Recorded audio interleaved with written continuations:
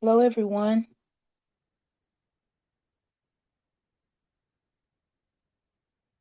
Hi. Hello. Good evening. All right. Good evening, everybody. We're going to go ahead and get started. If you didn't get a chance to say good evening, you can do that in the chat. Um, 1 second here. All right. I think we're ready to go. Kendra, are we ready? You're on mute. Perhaps. Apologies. Yes, I am ready. Give me 1 second. I'll go ahead and present these slides here.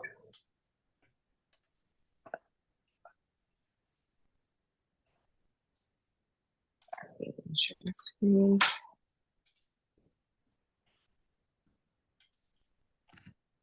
All right, all set. Are we ready? All righty. Good evening, everybody. Welcome to NPU University. For those that are with us for the first time, my name is Leah LaRue. I'm the Director of Neighborhood Planning Units for the City of Atlanta, housed in the Department of City Planning. I am very pleased to be joined tonight by some of my coworkers. I believe we have Kendra Moore, who is the manager of our programs team. Kendra? Yes. Hey, everyone. Thank you. My name is Kendra Moore, Programs Manager. Excited to be with you all tonight. This is now my second NP University course. And I know it was wildly successful last year, so I'm excited to see how it goes down this year. Thank you, Leah. Awesome. Thank you, Kendra. Tony McNeil, who is our program coordinator senior for outreach and engagement. Tony. Good evening, everyone. Glad you joined us tonight. And I believe we have Morgan Thomason, who is a project manager on our resources and support team. Morgan. Hello. Good evening, everyone. Nice to see your faces. All right. Thank you so much to our team. As always, all of our NPU University classes are free and available to all City of Atlanta residents and City of Atlanta employees. And in most of our classes, we have at least a handful of city employees. I see on my screen one of my favorite coworkers, Liza Mueller, who is here with us. Hi, Liza. Good to see your face. And anybody else who works for the City of Atlanta, we're very happy to have you. I always think it's very important to have city employees in our classes, at least to open them up to city employees, because the more they understand about the NPU system, the better we can serve our neighborhoods and NPUs, and the better we can engage with our neighborhoods and NPUs. So tonight's class is in our civic participation track. It is CP1009 for those who are, excuse me, for those who are taking this class for course credit for the CPC, the Citizen Planner Certificate Program, or who are taking this class for any other purpose requiring credit and you're documenting the classes you're taking. This one is CP1009 or Civic Participation 1009, and it is a history of the neighborhood planning units. We put this class together. We produced this class last year in honor of the 50th anniversary of our NPU system.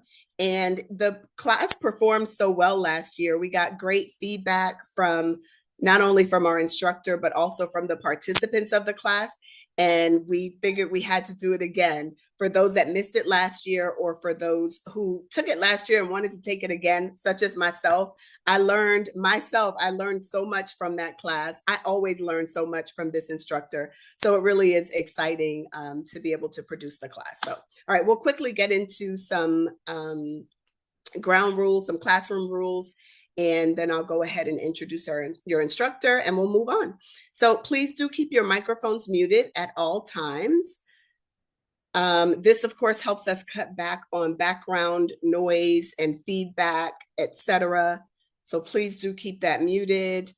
If you would like to ask a question during Q&A or at the appropriate time when instructed by the instructor, please raise your hand to get in the queue, and I'll show you how to do that momentarily.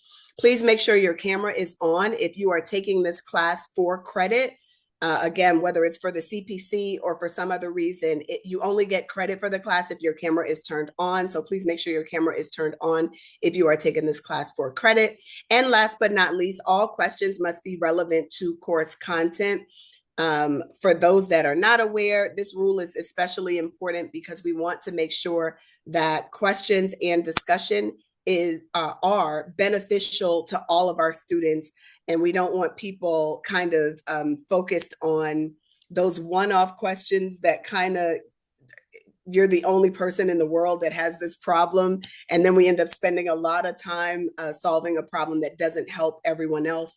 We've gotten in the past some feedback about those types of discussions. So we do want to make sure that all questions are relevant to course content. There are times that we'll have to move the Q&A along to ensure we can maximize our engagement and get as many questions answered as possible. If the question is not appropriate for this setting, or if we don't have an answer for you in this setting, we will get an answer to you. Many of you can attest to that. There are often times that we don't have answers in the moment, or we don't have time to get to all of the questions. We'll just jot it down and we'll send you the answer separately. Or if it's something that everybody wanted to know, we'll send it to everybody separately. I will also point out that at the end of the class, you will get a survey via email, and you will get the PowerPoint. Now, this is a little insider joke, but in the chat, you're probably going to see someone who's going to ask if we can send them the PowerPoint. Just say to yourself, they weren't paying attention, or they came in late, one of the two. But yes, we will send that out. And we will ask that you please, please, please take the survey. This is, I say this every class we have, but it's especially important now because we are in budget season.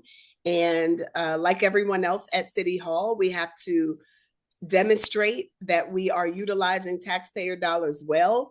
We have to demonstrate the effectiveness of all of our programming. And we do that. We use your surveys as well as our participation data to justify this program. So please, please be sure to take the survey and let us know. It takes less than 5 minutes. I kid you not. It's a very, very quick survey. It takes less than 5 minutes, probably 2 or 3 minutes, if that. But please do take the survey. Let us know what you thought about the class. Let us know if anything you think we could do differently, any other classes you're interested in seeing. Please give us all the feedback because we want it all. All right, last but not least, if you would like to raise your hand, please go to the bottom of your screen. You'll see a button that says React or Reactions. If you click on that button, you should see a pop-up box that says Raise Hand. Excuse me. If you haven't done this in a while, or you just want to practice and make sure it still works, you can go ahead and do that. Or if some people use it just to wave hi at me, like Mr. Martin, that's fine too. Hey, Mr. Martin.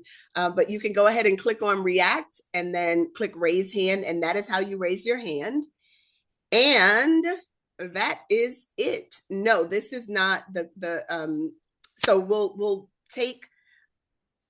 staff will monitor the chat. So if you have questions in the chat, we will try to ask those questions as well. But I will tell you, it is a lot. The Zoom scroll feature is not very fun.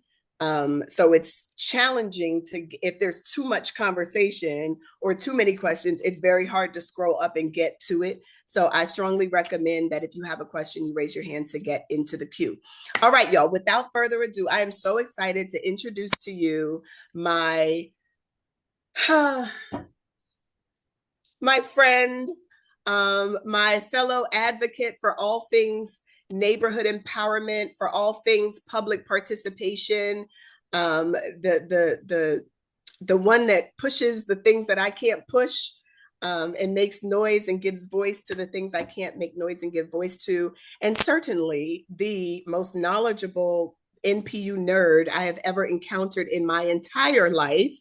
I learn so much from Kyle every time he speaks, and I'm really excited to introduce to you my friend and somewhat neighbor, Kyle Kessler, who is the Policy and Research Director at the Center for Civic Innovation and the Vice Chairperson of Neighborhood Planning Unit M, as well as the member of the Atlanta Planning Advisory Board representing Neighborhood Planning Unit M. Without further ado, I present to you, to those that don't know and introduce to others, Kyle Kessler.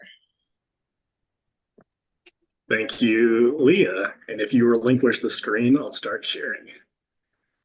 All right. All right. Good evening, everyone.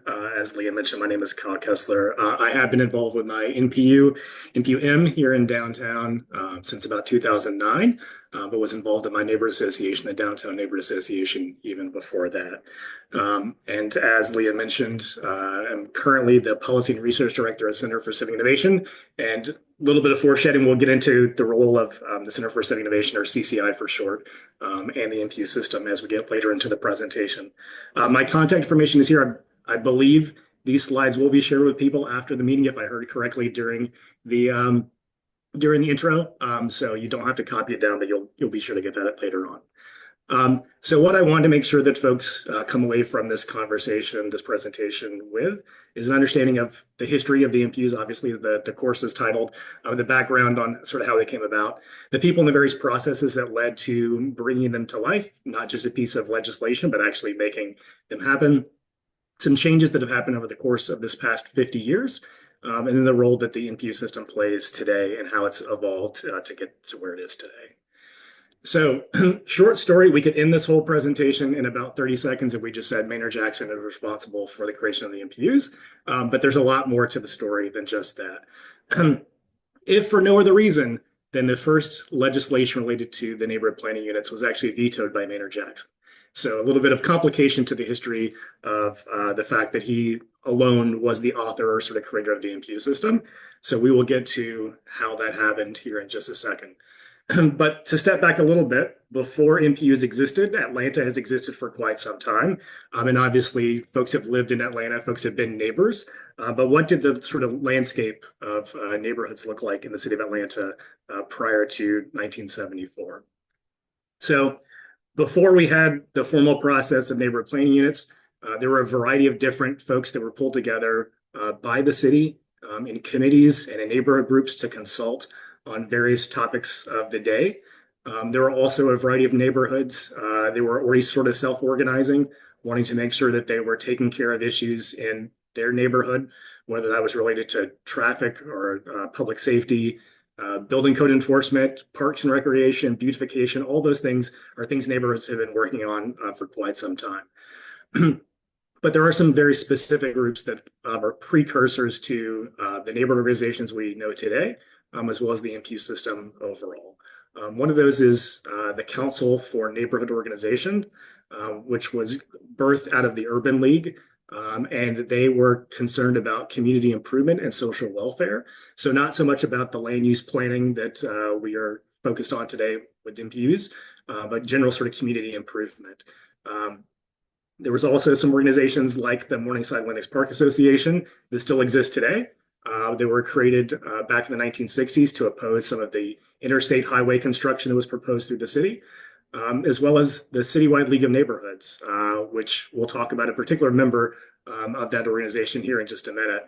But they were very influential in the 1973 mayoral race in wanting to make sure that folks who are running for office, both at the mayor as well as city council, were going to be responsive to neighborhood needs and desires. So back in the 1960s, when President Lyndon Johnson was president, from 1963 to 1969, there were a whole series of improvements and sort of changes across the country that had an impact here in Atlanta. One of which was the Voting Rights Act, but also the whole Great Society movement, the War on Poverty, and one specific program related to that, which was the Economic Opportunity Act, which directly led to the creation of the NPU system here in Atlanta. So one key component or one phrase that was included in the Economic Opportunity Act was about maximum feasible participation. So rather than government being detached and just in government offices, wanted to make sure that the plans and policies, the budgets, all those things were being more participatory to the maximum extent, feasibly possible. There's a bit of an oxymoron, maximum and feasible. You're saying as much as we can, but also only what's practical or reasonable. So there's much debate at that time exactly what that meant, just as there's probably lots of debate these days exactly about what any section of code or law says.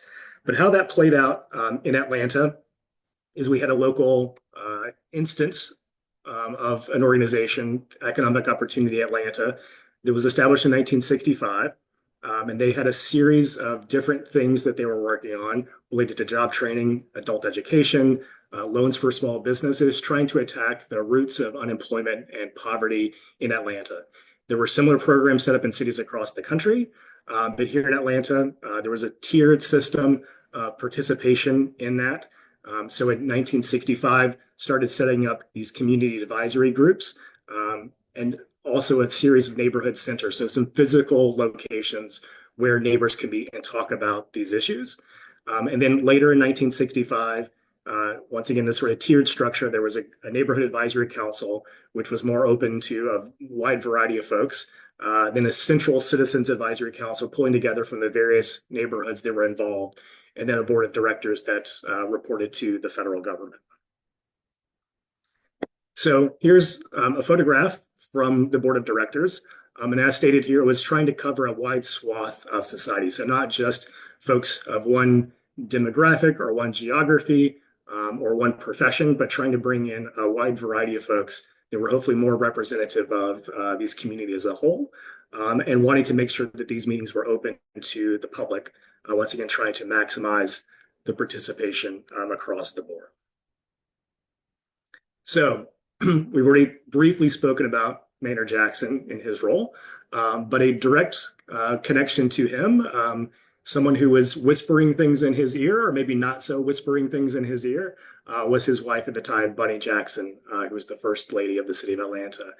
She worked for Economic Opportunity Atlanta for 5 years as a contract specialist, a program coordinator, a director of planning and program development. So she had this personal experience, professional experience, easily helped translate as we were creating the NPU system and bringing it to being, how this precursor organization that was doing fairly similar things could be a model for the neighborhood planning unit system. So as has been mentioned just a little bit before, in the 1960s, there were many proposals to bring interstate highways through the heart of the city. So if you're familiar with sort of planning across the country, or particularly in New York City, you might have heard of someone named Robert Moses or Jane Jacobs, and the sort of battle back and forth between the politicians and neighborhood leaders trying to not have neighborhoods be destroyed by interstates coming through their neighborhoods. That played out locally here in Georgia and Atlanta as well, with the Georgia Department of Transportation, or then the Highway Department, proposing to bring freeways through and cutting in-town neighborhoods apart. So if you're familiar with John Lewis Freedom Parkway, that is a remnant of one of these interstates that was proposed and not fully constructed as an interstate. But you can see here on the map on the right, they would be cutting both north-south across much of the eastern portion of the city, as well as east and west connecting from the Stone Mountain Freeway into the heart of downtown. And neighbors were organizing, just as neighbors would organize today. They're wanting to make sure that this thing doesn't destroy the character of their neighborhood. So they were getting together, as I mentioned before, the Morningside Lennox Park Association, the Virginia Highland Civic Association. Many of these organizations we have today were birthed out of trying to push back against the government's plans to physically destroy the neighborhoods with the introduction of freeways through their communities. So as I briefly mentioned just a second ago, with the Virginia Highland Civic Association, they were created in 1971 to fight proposed highway construction through their neighborhood. And the first chairperson was Joseph Drolet, who's shown here on the right, Jackson, as he is speaking. And it was neighbors across the city. Going back to Economic Opportunity Atlanta, that was designed as a war on poverty, so focused on neighborhoods that were economically challenged at that time. But these things like the highways coming through and needing to organize with something spread across the city.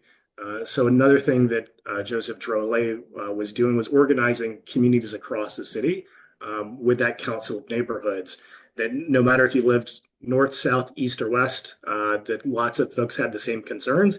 And by bringing people together, having those conversations, then it would be easier for residents to have a unified voice to our civic leaders rather than being divided into various constituencies or being told one thing on one side of town and something else on the other side of town. So another person that I want to make sure that you're aware of is Grace Towns Hamilton, who was the first African-American female in the state legislature here in Georgia. She was elected and came into office in 1966. And she is instrumental because she helped really push for a charter commission for the city of Atlanta to rewrite the fundamental basic laws of the city. And it had been quite some time since the city of Atlanta had had a thorough review and rewrite of the charter. It had been basically 100 years. So you think it's difficult to update a zoning code that hasn't been updated since the 1980s. You can only imagine trying to revise a city charter that's basically 100 years old with various additions and pieces over time. So this slide shows a sort of some key pieces of that change in the charter from 1874 that have been amended and sort of things have been tagged onto and revised a little bit over time, but fundamentally still the same document from the 1800s to 1974. So one of the key differences that you'll still hear about today is Atlanta has a strong mayor. It's not speaking about the physical strength of any particular human being, but that the mayor is a separate administrative head rather than just another member of the city council. We changed nomenclature from having a board of aldermen to having a city council as we have today. Previously to 1974, we had 9 districts, but after the charter revision, the new charter, we have 12 districts, which we still have today. The committee structure of the city council and of the city as a whole back then, we didn't have commissioners of departments. It was literally the board of aldermen and the committee chairs who were running the various sort of day-to-day operations of the city. And as Atlanta was continuing to grow and wanting to become the sort of globally recognized city of today, folks felt that we needed to have professionals who had experience in transportation, experience in public safety, really in charge of these departments as commissioners, rather than having potentially a new group of people coming in and going with every election that might not have professional expertise in the various sort of subject matters. Related to NPUs more specifically, the city had done various sort of project-specific plans or sort of time-bound plans over time, but there had never been a look, or at least a regular look at comprehensive planning, regardless of category, transportation, public safety, land use, all of those things together was not the way the city had operated. And there would have been very limited citizen participation. So there had been, as I mentioned before, maybe an ad hoc committee that was stood up for just a little while to talk about a topic. There might have been a public hearing on a particular plan, but there was no regular process and requirement for routine engagement with citizens prior to this charter revision in 1974. So this slide has a lot of text, but you are getting the slides afterwards. So this is more for reference for future use, but want to just share this with you so you can see the exact text that was put in place in 1974 in 2 key areas that led to the creation of the NPU system. One, in addition to having a citywide plan, there was a requirement for plans for individual geographic areas or communities. So rather than just keeping it very, very high level about what we want to do at the city, there was a requirement put in the charter, thanks to Grace Towns Hamilton, and community advocates who wanted this to happen as well, that the city needed to do planning at a smaller scale as well, not just citywide, but also at a neighborhood or something like a neighborhood scale. And that hearings needed to be held in each council district. So rather than just one conversation at City Hall and everybody gets in line and has to say their few words, instead there had to be this information getting out to communities across the city and opportunities for folks in those geographic areas to share their concerns, their ideas, and have that incorporated hopefully into the overall plan.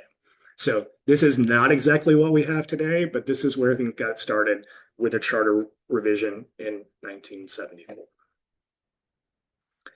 So, as I mentioned earlier, the federal government was interested in lots of this stuff as well, wanting to have maximum feasible participation, at least in certain programs.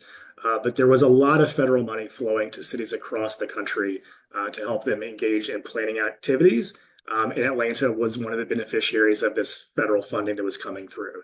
So this is just one publication that was published in 1973. So even in advance of Maynard Jackson being elected, in advance of the NPU system, because the charter revision had already sort of been drafted, already sort of being prepared, the general sort of movement of the city of Atlanta was to do neighborhood planning. So this was an early document that could be shared with neighbors across the city, instilling in them why it's important to do this sort of work, why folks should be engaged in this. We'll get to the how it happens later, but at least at a high level, let's make sure that folks understand that there's a role for them to play, and there's benefit to the city overall of having plans for neighborhoods. So now getting specifically into the NPU system that we had, at least to start with, not just the charter requiring there to be something, but how we got to where, at least the start of where we are today. So once again, no disrespect, all praise to Maynard Jackson. But as is the case in the city of Atlanta today, if there's legislation that has to be introduced, has to go through the city council. So who was the person on the city council who was credited as being sort of the champion for what became the neighborhood planning system? It's John Calhoun, who was first elected at age 74 to the Atlanta City Council and took office in 1974. He is credited with both behind the scenes as well as through legislative processes, bringing the NPU system into creation. And at least as far as this weekend, when I checked again, the only time that neighborhood planning units have been mentioned in the New York Times is in John Calhoun's obituary. So when he passed away in 1988, there was a little write-up on him in the New York Times, and that is the only time the NPU system to date has made it into the New York Times. So he had been involved with Economic Opportunity Atlanta as well. So just like Bunny Jackson, another person who was helping bring the influence of that program and policy into, hey, how can we scale that citywide? How can we make that things like that meet the charter requirements for neighborhood level plans and citywide engagement? So the first draft of this ordinance that came through, two things I want to point out here. One, the first was the intent, so that there's some rationale for why we want the NPU system. And I think this is pretty important, that we want to make sure that there is diversified and responsive citizen involvement. So hopefully it's not just the same old folks who are showing up at City Hall or who always speak up, but instead trying to get a much broader constituency involved in the planning process. And then it's responsive. So if folks are vocalizing what they want, if the city's not actually responding to it, that's not what the intent of the NPU systems is supposed to be. Instead, we should be getting a very broad representation of folks across the city, and the city needs to be held accountable for responding to it, not always perfectly agreeing with it, but at least recognizing what the citizens have said and providing a response to it. And then secondly, which some of this still exists today, the city was putting a mandate on itself that the city would make certain information available to communities across the city.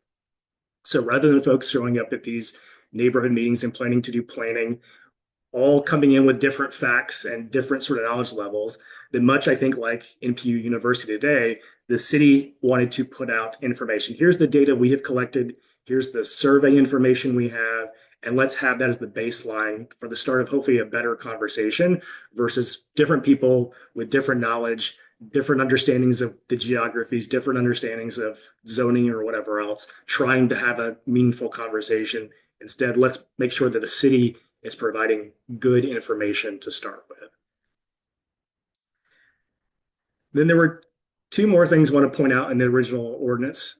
One, that NPUs would be able to do certain things, that the NPUs have the opportunity to recommend any and all actions related to policies, comprehensive planning, a whole series of things that the NPUs were explicitly said, you can do these things. This is a vehicle for neighbors to have these conversations and share these recommendations to the city.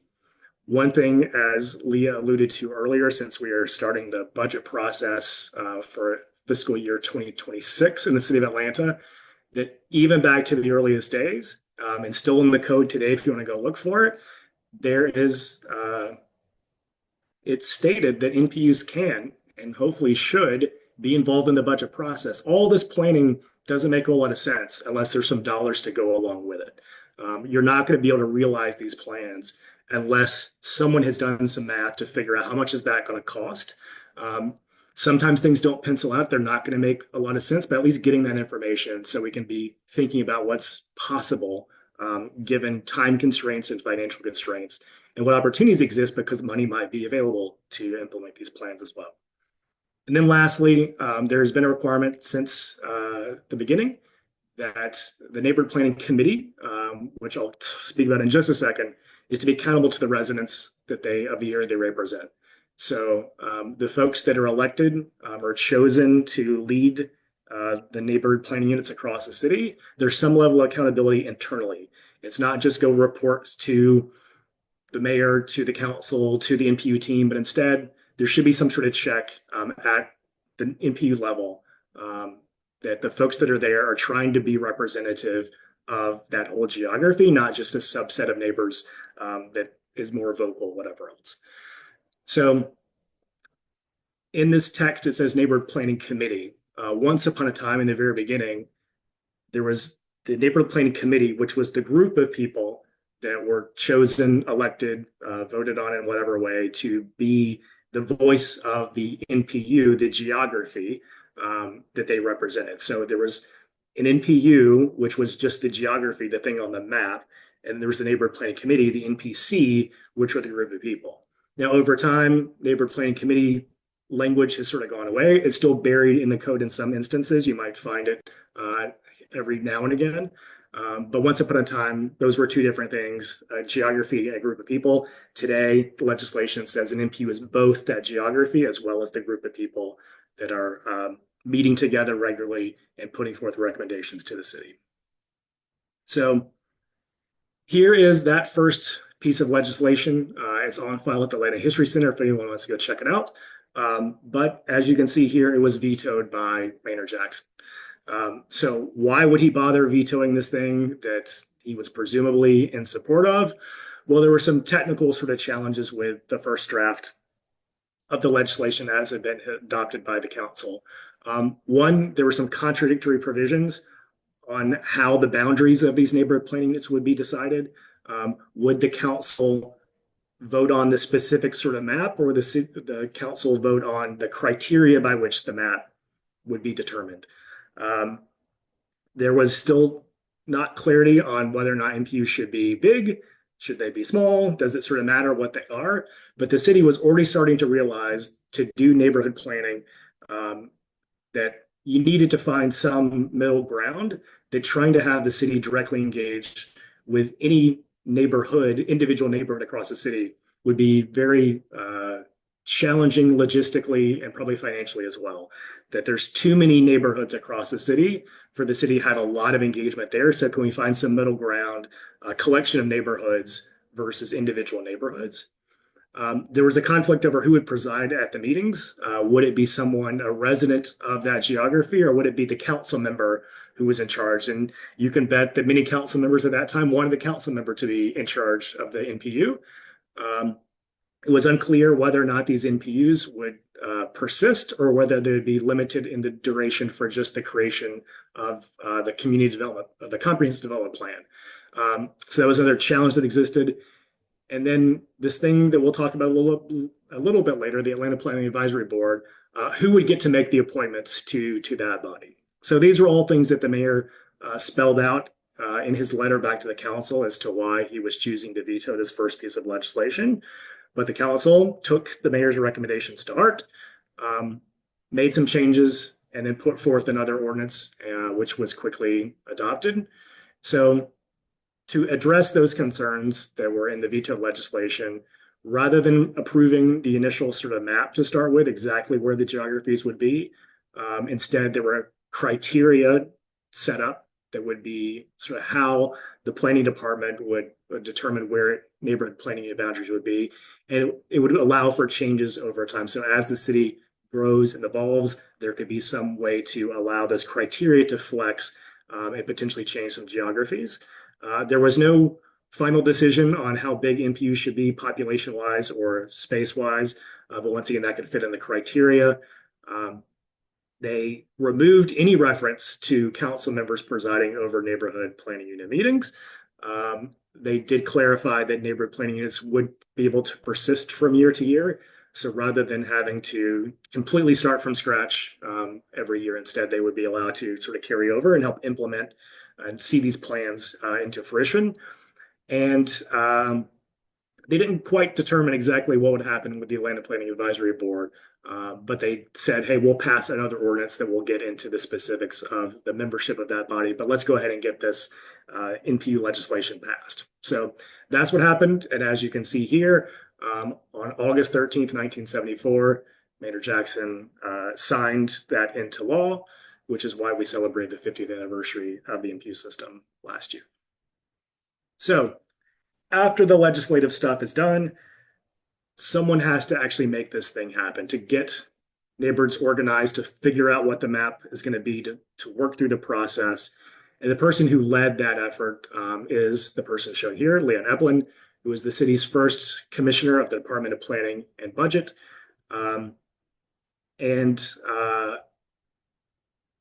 There's a lot of work, and I think all the folks on the NPU team can probably attest to this. And if you've been involved with the NPU system, there's a lot of logistics, there's a lot of questions, there's a lot of process to be worked through. And Leon and his team were the ones trying to figure all that stuff out.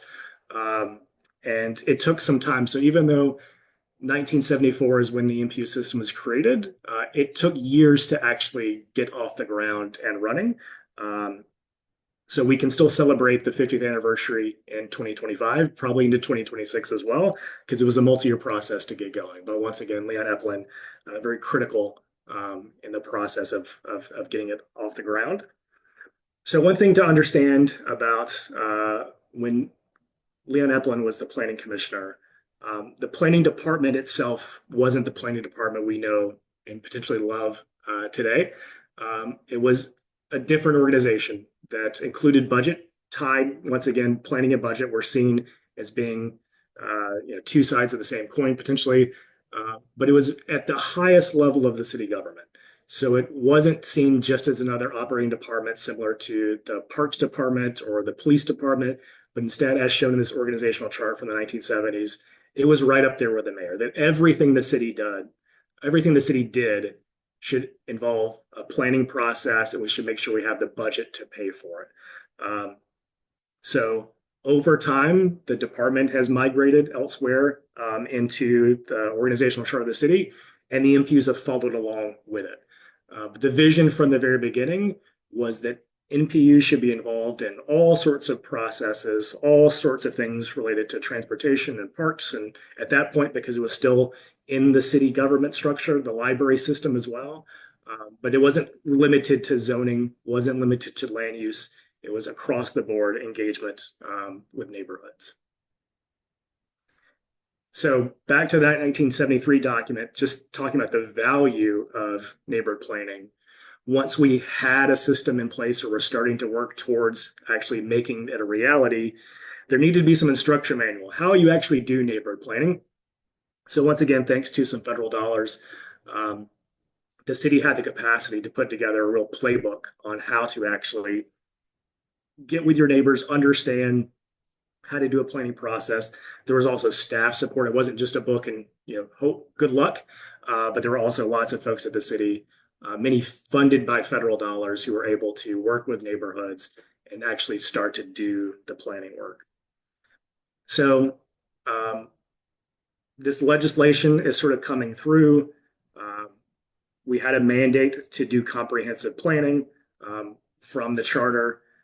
We didn't yet have the geographies of NPUs. They hadn't been determined yet. So in the first year and in accordance with the charter, we're just going to do hearings in each of the council districts. So 2 months during the summer in 1974, there were the hearings that were held in each council district. Typically, they were held at schools because those facilities were available. And then at the end of the year, there were wrap sessions, went back to those council districts based upon what had been heard during the summer sessions and shared that information back out. Those were more sort of open town hall meetings available, during that planning week in each council district from 1 p.m. to 10 p.m. So hopefully folks can make it sometime during the day. So not just a little public hearing, but instead here's an open house. Come as you're able to somewhere hopefully relatively close to you to see what the city has done based upon the feedback you provided from those earlier sessions. The city also sent out a questionnaire to neighborhood leaders, 28 questions. They got 363 responses and a series of recommendations. And neighborhoods that already had taken some of those earlier documents about how to do neighborhood planning had already worked up a plan. Those things could get copied into this document. There were other neighborhoods that were just getting organized that didn't already exist as an association that weren't as far along in 1974, but at least the city was starting to lay a groundwork or some framework for neighborhoods to organize around and some protocol that would be established on how to do neighborhood planning. So that work in 1974 led to the city's first comprehensive development plan under this new system in 1975. And if you have been involved with Plan A this past year, a somewhat similar process. Things have evolved there as well, but a series of recommendations and maps and other sort of documents trying to lay out across a wide variety of topic areas what we want the city of Atlanta to be.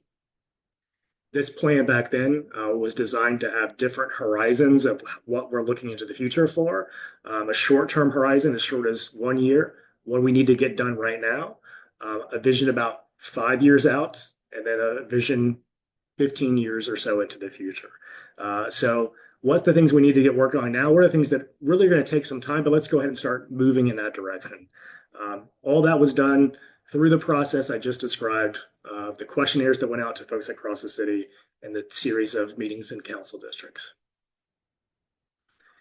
So, as you know, our NPUs are not council districts today, so there's still a bunch of work to happen to get the NPU system set up as we operate today. So first off, this criteria on establishing neighborhood boundaries and NPU boundaries, these criteria were adopted back in late 1974, were shown and shared with the city council before a map could be produced.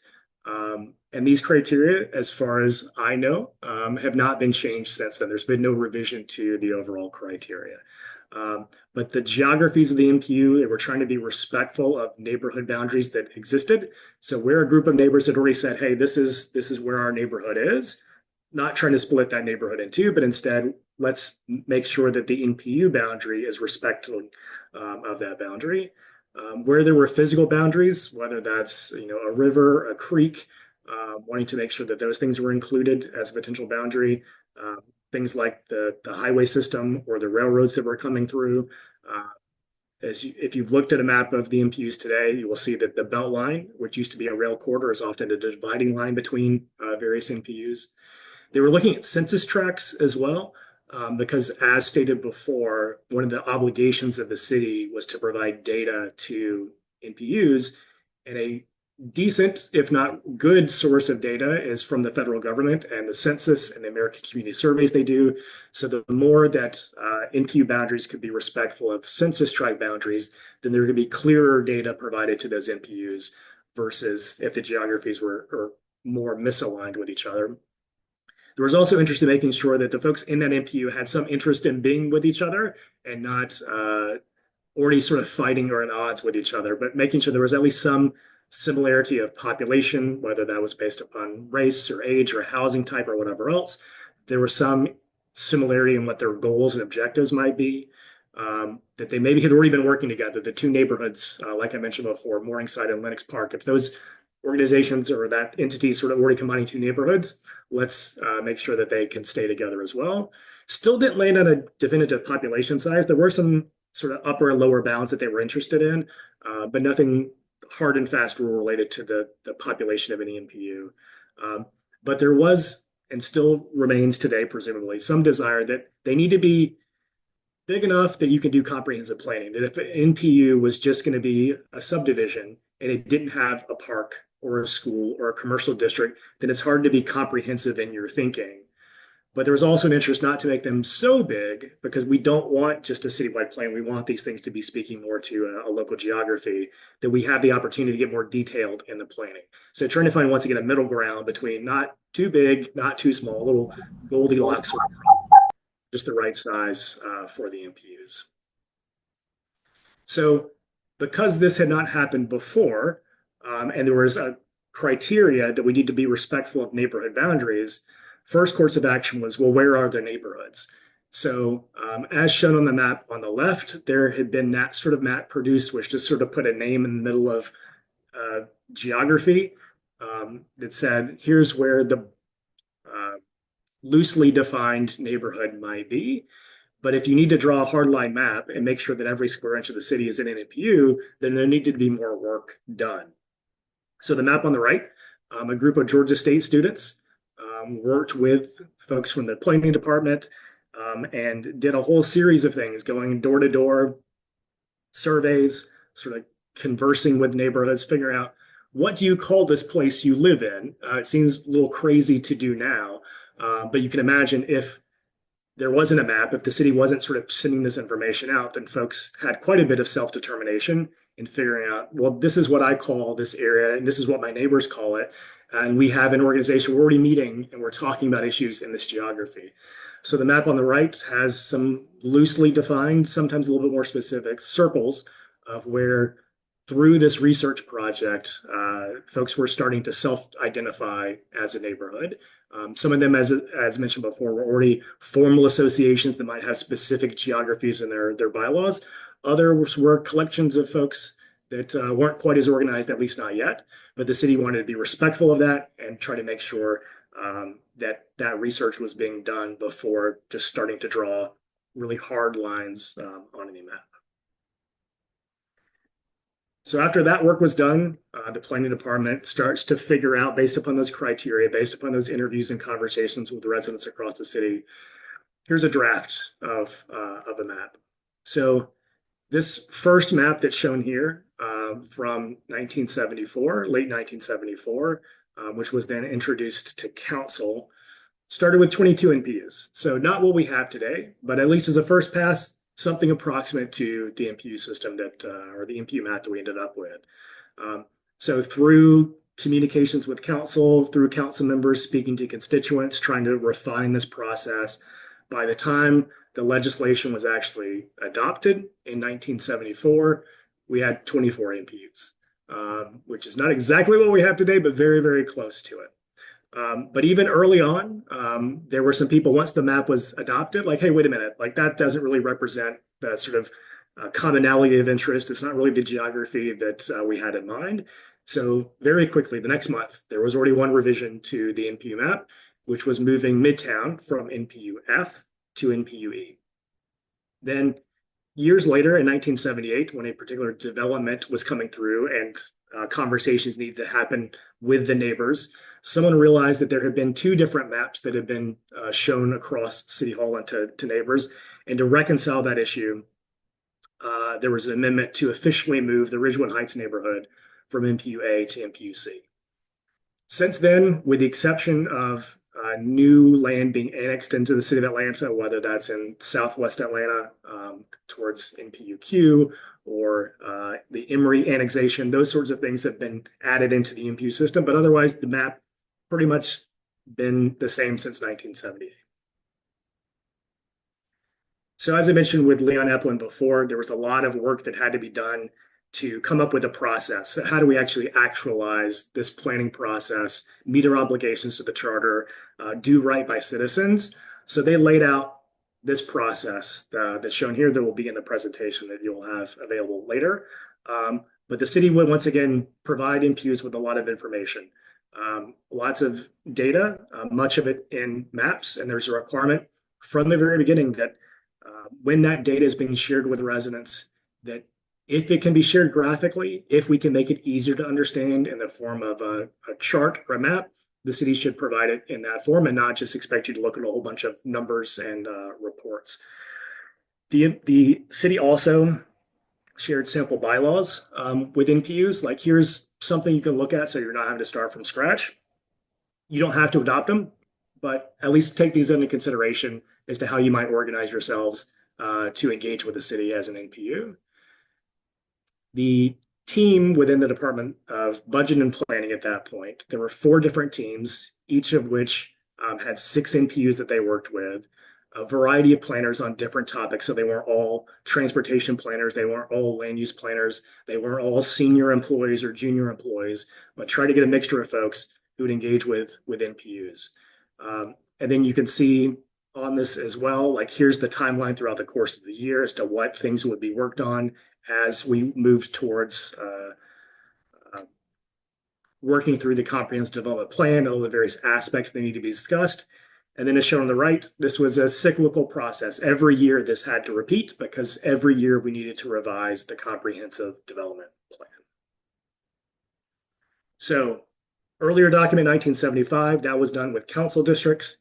This plan that was adopted, presented for 1977, was the first one that happened with NPUs, not council district boundaries, but the NPUs we know and hopefully love today, 1977. So this is where we sort of finally realized what the vision from the charter was in 1974, through getting the ordinance adopted, through getting the maps set up, through getting the NPUs to actually meet to be able to engage with the city, laying out the process. 1977 is when we have a piece of paper, a whole series of pieces of paper that show this actually pays off with a planning document. So in addition to that citywide document I showed on the previous slide, because we needed to do neighborhood specific plans, then each and every NPU across the city also had a plan that looked like this. So it lays out land use criteria. That's what the sort of colorful blocks are, which is residential, which is commercial, industrial, what's going to be a park space. But it also had specific plans, specific projects that the city and the neighborhoods had agreed were the priority projects for, in this case, the next 5 years. The text sort of shown in the middle is a little background history about the development patterns, about what's unique in that neighborhood, what their vision and sort of goals are. But every NPU at the beginning of the NPU system had this level of, here's your plan that hopefully is relatively easily to digest and understand and share. And that anybody in the city, whether they're in parks, whether they're in transportation, wherever they are, could understand this is what this specific NPU wants to see happen in their neighborhood. In addition to the official documents and what we have to do to comply with the charter, there was also just a bunch of other information that was being shared, a bunch of other programming materials that were happening. The documents on the right are newsletters that were printed and mailed to folks across the city. There were also conferences being held in partnership with Georgia State University through their Urban Life program, which is not too dissimilar from what we have with NPU University today. There were lots of classes and instructional material to make sure that neighbors across the city had the information they needed to fully engage in the process. And people didn't disengage because I don't know what that terminology means. I don't know how that stuff works, but wanting to make sure that it was an approachable system for folks to be able to engage in.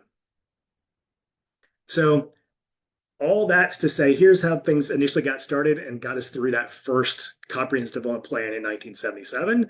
But fairly quickly, there was interest in changing things up. Is it really working the way we need it to work? Is it compromised in certain ways? Is it being as effective as possible? Here's just a series of headlines from 1978. So just the first year after that first plan through the NPU process had come through, starts to get some headlines that maybe aren't all that positive. Hey, we need to look at this again.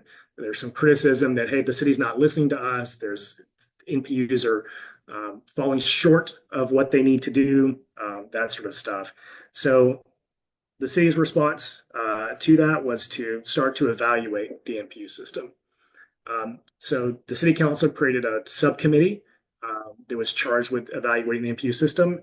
They hired an outside contractor who was a professor at Georgia State University involved in the urban life program I mentioned before, to conduct some research, to do some surveys, to do some analysis on it. There were a whole series of efforts taken, public hearings to get public comment, surveys, as I mentioned, conversations with various folks within city government to understand, is this working? Could it work better? How can we sort of fix some things? Some of the key criticisms back from 1978 were that there's these 24 different NPUs. They all do things differently. As I mentioned, there were bylaws that were given out as a sample, but there's no requirement that NPUs had to adopt those specific bylaws. And each of these NPUs was at different points in their sort of journey. Some of them already had organized neighborhood associations, so they were out of the gate pretty quickly. Other ones were still trying to figure out, or they had other things they were working on in the neighborhood that planning meetings aren't necessarily the thing that we want to prioritize. We've got real quality of life issues we're trying to address sort of day to day. But there wasn't standardization across the NPUs. There was also concerns that these NPUs weren't being representative of the majority opinion in that geography, that it was just a small group of people that were making decisions or recommendations, and maybe renters weren't involved, or young people weren't involved, or whatever else it happened to be across the city, that it wasn't truly a representative voice of the community. And then lastly, there was concern partly because this, 1974, there had been an election in 1973. So likewise, there was an election in 1977. And there were elected officials who were concerned about NPUs becoming too political. That as you were educating residents, as you were getting them more involved in city processes, were the NPUs becoming a sort of grassroots political organizing group that could challenge the leaders at City Hall? So concerns about being too political, and maybe we need to sort of tamp down on that sort of activity. So they released a report of their recommendations in 1979. And some of the things that came out of that are shown on this slide. So first up, wanted to make sure that some of the things that might have been lost or maybe not codified, put in the Code of Ordinances related to why we have NPUs, wanted to make sure that got included in the legislation. Wanted to require that all NPUs have bylaws, and those bylaws are kept fresh, that they need to be reviewed on an annual basis. That elections are not allowed to happen until after the bylaws have been reviewed. So if the NPU wants to completely sort of change its structure, there's an opportunity to make that change and take place before the next election happens. That voting procedures need to be clarified, whether that's voting on a matter that's an application that's coming through, or voting on officers. That needs to be clearly spelled out as to what eligibility is. Even back then, there were NPUs that had requirements on meeting attendance requirements, those sorts of things. Not all of them, but wanting to make sure at least it was clearly spelled out and people knew what they needed to do in order to vote. There was an explicit prohibition, which still remains today, on political activity at NPU meetings. And they finally got around to trying to clarify the membership of the Atlanta Planning Advisory Board. So even though legislation had been adopted all the way back in 1974, establishing the citywide organization, Atlanta Planning Advisory Board, it wasn't able to actually meet because there hadn't been clarity on how folks would get appointed to that body. So a quick departure or expansion to the Atlanta Planning Advisory Board. Back in 1974, as part of the NPU legislation, wanted to make sure that, once again, we're working at a citywide scale for planning as well as the neighborhood scale. So the NPUs take care of the neighborhood, community level scale, but there should also be this citywide body making sure that if there are things that are global, or at least the majority of NPUs across the city have concerns, how can that be raised as a collective voice rather than just individual NPUs bringing those matters up? Originally, there were going to be 18 voting members chosen by the city council, and then there would be 5 non-voting members. Interestingly, those folks would be from the state or from MARTA, from other sort of entities, not necessarily neighborhood representatives. And the nomination process was, like, I can understand reading through it why it never actually happened, because it was a complicated process to get folks appointed to the body. So in 1979, simplified it and said, hey, each NPU, either their chair or a designee of that body, gets to be a member of the Atlanta Planning Advisory Board. So finally in 1980, APAB started meeting for the first time. So basically 6 years later, that group, that organization gets off the ground and running. So now we got through the first revision, sort of first evolution of the NPU system, some clarification in the ordinances. We've got comprehensive plan sort of up and running. What happens next? Well, as I mentioned early on, when the NPU system was first getting started, there was a lot of federal money flowing to Atlanta as well as other cities to do planning processes. And here in the city of Atlanta, we originally had 18 staff members working on local planning dedicated to the NPUs. But as those federal dollars started to go away, as the economy started to sort of hit a downturn, as there was change in administration, dwindled down to just 2 employees for the NPU system, a coordinator and an assistant. And in addition to just scaling down to 2 employees, back to the organizational chart, these 2 employees were no longer going to be in the planning department, but instead they were moved over to the mayor's office of community and citizens affairs. The argument that Mayor Andrew Young made at that time was that planning is a slow process. Like, it can take years to see plans through. And what neighbors at NPU meetings were often requesting information on was about the operation of city government, about what happened with this issue last week or last month, whatever else. And he wanted it to be responsive to those concerns, and felt by bringing it into the mayor's office through community and citizens affairs that the coordinator could help make sure that those various department representatives got to NPU meetings, which is not too dissimilar from what we have today at NPU meetings, that towards the top of the agenda, there's space reserved for city departments to give their report. So that's sort of what started to happen in the 1980s. So there was also a series of legislative and administrative changes that happened since then. So first off, in 1988, because there was concern about NPU leaders being influenced by financial benefit, that the NPU chairs needed to file financial disclosure statements, not too dissimilar from city council members, the mayor, certain city employees. NPU leaders should also have to go through that disclosure process. There was also clarification that even though you might be representing a large group of people, whether that's a business that has lots of employees, a place of worship that has lots of congregants, that those organizations just get 1 vote. So they can't flood a meeting and outvote the residents who live in the neighborhood, but instead that they, as an organization, as an entity, would have a single vote. In 1990, Maynard Jackson came back in after he was reelected and moved the NPUs back out from the mayor's office of community and citizens affairs back to the planning department, trying to restore it back to where it was, which neighbors were pushing for, because, hey, we've lost the ability to affect planning the way we wanted to because we're no longer in the planning department. So that was a key initiative driven by the NPUs themselves, like, hey, we want to be back to where we were before. But there was also some concern, if you're going to do that, that all this other stuff that you can do, we're not going to allow you to do anymore. That was the council's sort of resolution on it in 1990. Now, as asterisked here, that later got removed, but there was this time where the city could say, hey, you can't make recommendations on this or that. Like, you need to really stick to planning conversations. In 1995, there was a change requiring the chair had to be a resident of the NPU, live in the NPU, because there was concern that because businesses and other associations could be members, that they might not be truly representative of the folks that are living there. So that was a requirement, as well as making sure that meetings were open. This was less of a concern with the sort of general body meeting, but like with committee meetings, other sort of things, concern that folks were having private conversations to really sort of influence the outcome of a vote, or engaging in conversations they really shouldn't be engaged with, at least not in private. So there was a stipulation, which still remains today, that NPU meetings, their committee meetings, must be open to the public.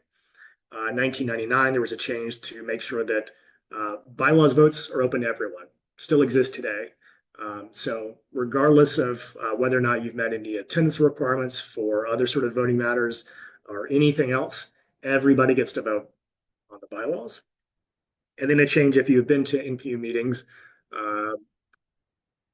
There's stuff besides planning that happens at them today, including a bunch of or a series of different applications that come before NPUs, including alcohol licenses, which first came into the realm of NPU's responsibility in 1999, making sure that any applicant for an alcohol license would need to give an appearance at an NPU meeting. Series of other things leading into the 2000s, fees that are charged for a service the city provides, that needs to be placed on an NPU agenda. There was a requirement from the earliest days that this comprehensive development plan be updated every year. That went away. So as the case we have now, it's updated every 5 years. So that relieves some of the sort of continual pressure of updating that and the engagement with the NPUs on that. 2006 is when outdoor festival applications, those applicants were first required to appear before NPUs.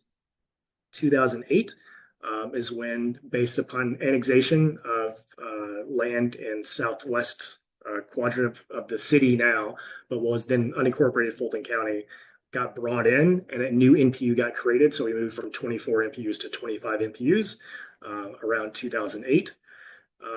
In 2012, residents of the city of Atlanta said, hey, these plans are good and all, but we've got some stuff that we'd like to really sort of do ourselves, or we could use the city's assistance on, but we need some money for it. So under Mayor Kasim Reed's administration, there was a change to create a grant program that NPUs could apply to receive some funding to do marketing projects to make sure that folks are aware of their NPUs, to do community beautification projects, identification projects, those sorts of things. That program still exists today as well. In 2017, under a new commissioner of the Department of City Planning, Tim Keene, he was interested in the comprehensive development plan is great and all, but it's not really setting the vision for the city. It's still just sort of trying to check the boxes that the state has put on us and the charter puts on us to meet these sort of criteria. But how could we really think about what the city wants to be? So that was adopted by the city council in 2017. And much of the work that's been going on this past year through Plan A, the current version of the comprehensive development plan, is to make sure that the vision that was adopted in 2017 through the city design starts to get actualized through the various plans of the city. In 2019, the organization I work for, the Center for Civic Innovation, started a neighborhood planning unit initiative, or NPU initiative. Very creative name, as you can guess. And I'll talk about that in just a second. But simultaneously with that, basically, the city was starting to shift some things in the NPUs within the city of Atlanta. There was a minor shift within the Department of City Planning, moving the NPU team, which at that point was still just these two people, up under the commissioner. So at the highest level of the planning department, not buried underneath a bunch of other sort of bureaucracy, if you will, within the Department of City Planning, but instead that things can be viewed and discussed at the highest level within the department. And also starting to increase the size of the team that works on NPUs day in and day out at City Hall. So as Lee introduced, there's definitely more than two people on the call right now who work with the NPUs. That growth in folks concentrating and working on various aspects related to NPUs started back in 2019. Then since then, through sort of before the pandemic, there was a launch of what we are in now, a neighborhood planning university class. There was also a dashboard launch. So trying to, once again, get some of that basic information out to neighborhoods across the city.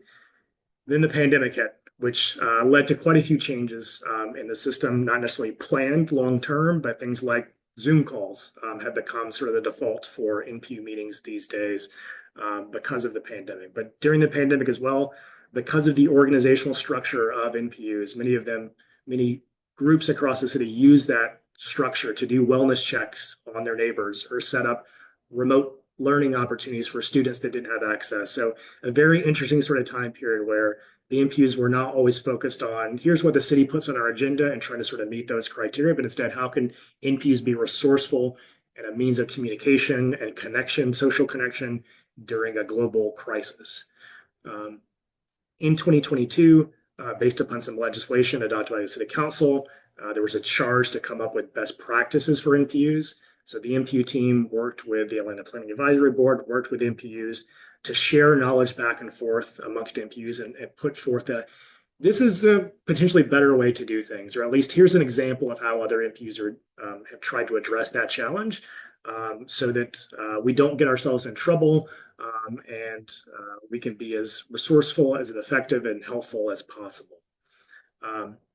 In 2023, there were efforts to help sort of reinvigorate the Atlanta Planning Advisory Board to do some strategic planning on those sort of citywide issues.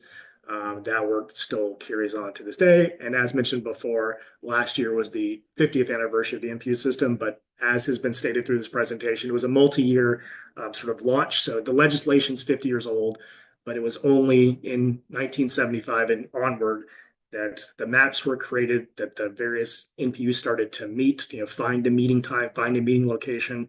All that took years to develop. So the NPU initiative, and how I am connected to this work, in addition to being a resident of NPUM and engaged with my own NPU. But the Center for Civic Innovation, through our work, hearing from neighbors and residents across the city, knew that there were challenges as well as opportunities with the neighborhood planning unit system. And if you've lived in Atlanta any length of time, you're often directed towards the NPU system. If you have a concern or you're trying to get something fixed or worked through, maybe you're directed to your council member, but oftentimes they say, hey, have you got connected to your neighborhood association? Do you know about the NPUs? So we were often hearing that as well and wanted to just take a look at this system. When we first started taking a look at it, we did not know that it hadn't been reviewed since the 1970s, but through the process, going back and looking at the history, looking through the documents, having conversations with neighbors, we learned that no one had reviewed this in quite some time. So we were interested in understanding the purpose of the NPU system. What's that sort of intent? Why does it exist? Who are the roles, sort of the various sort of players, stakeholders within the system? Where does power exist or where does it not exist within the system? How are things being communicated? What's that structure? And as stated, like, things have changed with the structure over time. What are the processes? How does this stuff actually sort of happen from month to month? And do we have the capacity? NPUs are led by volunteers across the city. What capacity does it take at the NPU level? And also, what does the city have capacity for? And how can the city be a resource to NPUs? So all of that we reviewed through some lenses of effectiveness, equity, accountability, and restoration, knowing that we want to be resourceful and useful with our time. If we're going to these meetings and it actually isn't amounting to much, that's a problem. Is it equitable? Are there challenges geographically or racially, economically across the city that the NPU system can help address? How are we holding various people accountable, whether that's within the NPU or also from the NPUs up to the city level? And then where there have been some challenges, where the process overall maybe has done somewhere wrong, how can we use this review to help make things better, rather than continuing and perpetuating any harm that might be going on through the NPU system?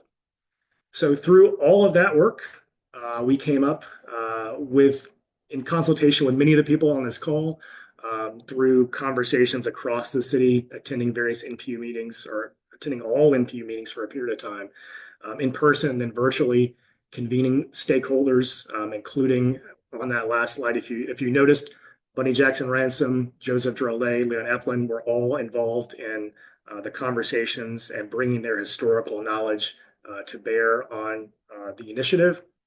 Came up with this set of 10 recommendations, which you can go to the website, take a look at. And I will give credit to lots of folks on this call, as well as folks at the city, that since these recommendations were released in 2021, that many of these, there's been significant progress made on many or most of these recommendations, and it continues to be work being done. It's not a static thing. As you can see on the last column, number 3, an ongoing evaluation process. And I know that the Department of City Planning is doing some survey work, has done some survey work, trying to figure out how to continue to evolve and improve the NPU system. And that is a key component, that this thing is, as you hopefully have seen through this presentation, it's not been static. things have continued to evolve and change over time, hopefully for the better.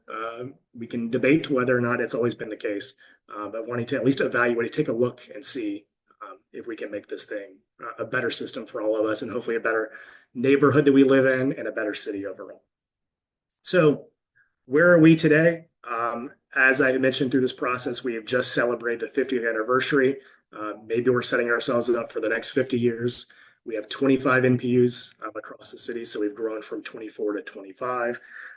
They are meeting virtually, primarily virtually. There are the occasional sort of hybrid or in-person meeting, but the pandemic effects still sort of carry through. That NPU dashboard exists to get information to residents across the city. The city is providing that information. I would not have to have too many of you raise your hands to know that there's still challenges that exist in the NPU system, that there are challenges within your neighborhood. There are things that you want to see happen that haven't happened yet. There's things you want to not see happen that maybe are happening now. And hopefully through the comprehensive development plan process, the zoning rewrite, through the transportation plan that's going on, at least folks are having conversations and know more about the process and the policies. Where we got started, not to say we have to stay there, it's not static, but a better understanding of how we got to where we are now so we can figure out where we want to go in the future. So that concludes my presentation. Once again, link is on this presentation if you want to find out more information about the Center for Civic Innovation and our work with NPUs, both the NPU initiative as well as things more broadly. But as stated at the very beginning of this call, I'm wearing two hats. I have been engaged and involved with my NPU for quite some time, involved with the Atlanta Planning Advisory Board as well. Have appreciated the opportunity to dig through the archives at the Atlanta University Center, at Emory, at the Atlanta History Center, at Georgia Tech to a lesser degree, but trying to pull this information together, conversations with folks across the city who've been involved in the NPU system for 50 years or so. Some of the folks that were here at the very, very beginning, the precursor organizations that were led to it, and appreciate the opportunity through NPU University to share this with many more folks. So I will close with that and appreciate that we have a good amount of time left for questions and answers. All right. Thank you so much, Kyle. That was, as always, super informative. I saw Liza taking notes. I was taking notes too, Liza. Let's compare over coffee. All right. So if anybody has questions, feel free to use the reactions button at the bottom. Tap that or click on that and then select raise hand. Make sure you select raise hand to be added to the queue. The first question that I see is from Nicole Adams. Nicole, feel free to unmute yourself and ask Mr. Kessler your question. Thank you very much. I've enjoyed the presentation, quite a history lesson.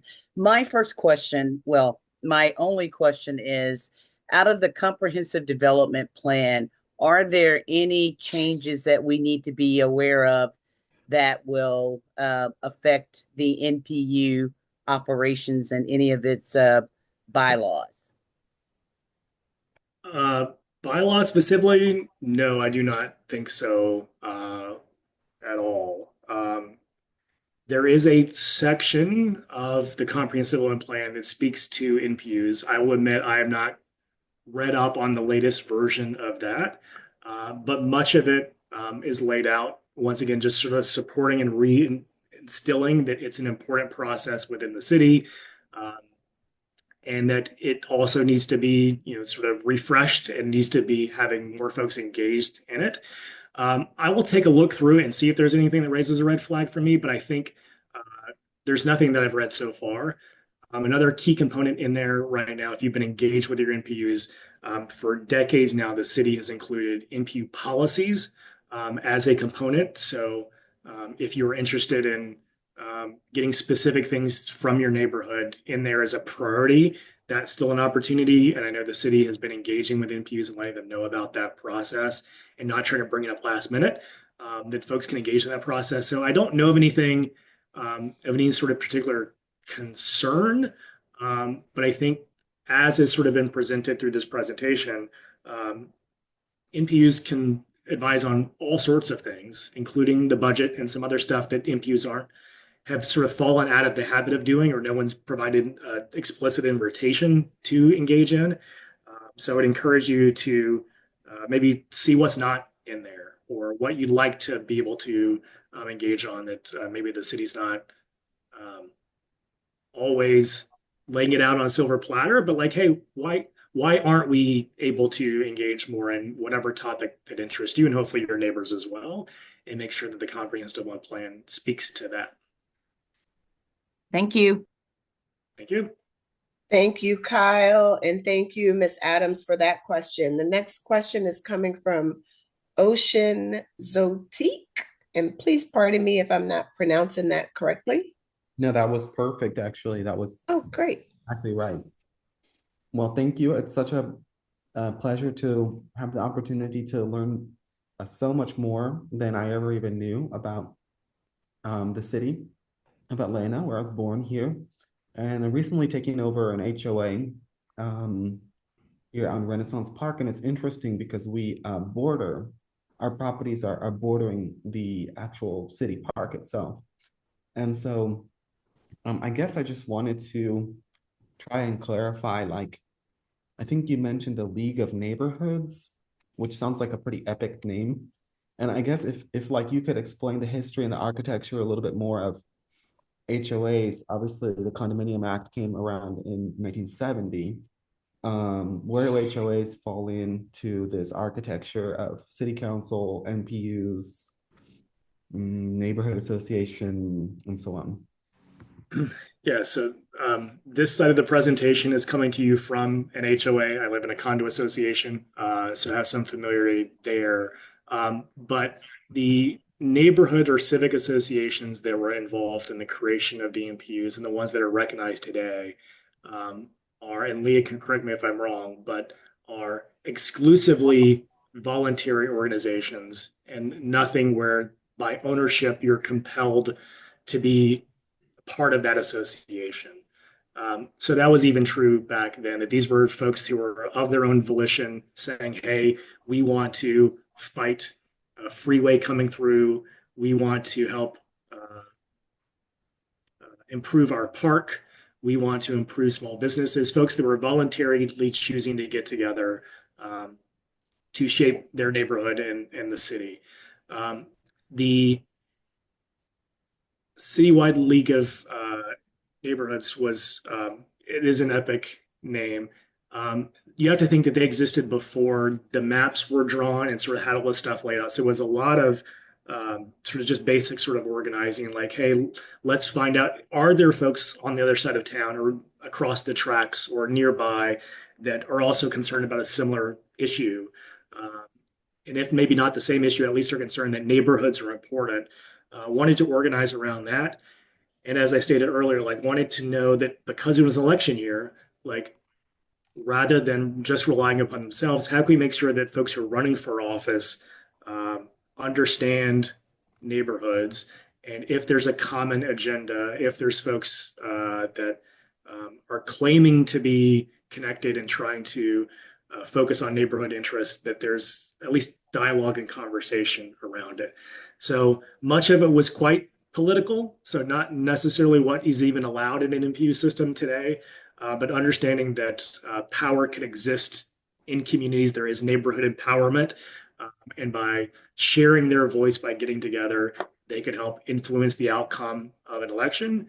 And sure enough, their candidate of choice, Maynard Jackson, was elected and put forth a more formalized neighborhood system to instill at the core of city government that neighborhoods would have a voice.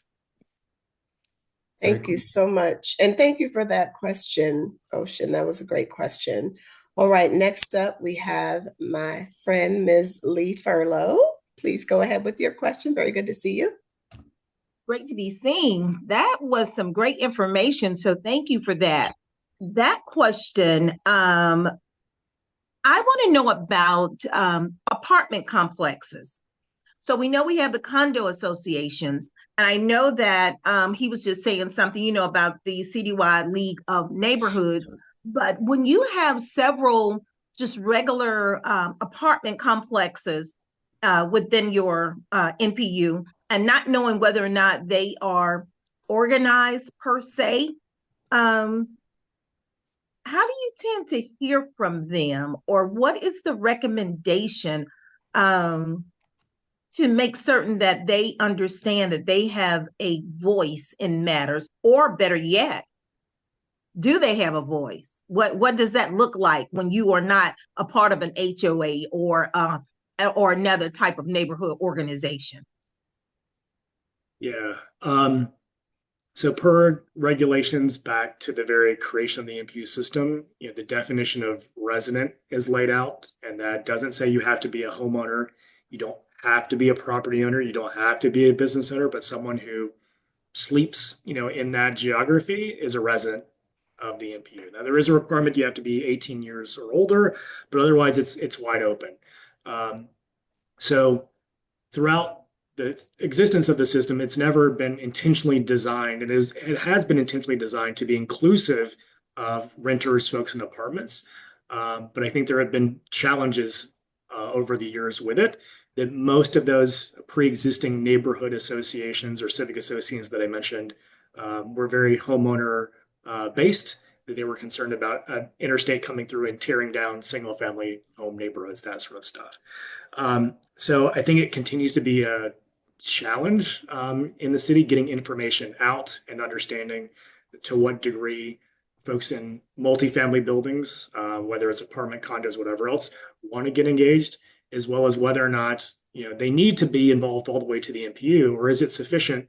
I just want to be involved in my neighborhood association, my civic association, and then someone from our body collectively can be the liaison to the NPU system overall.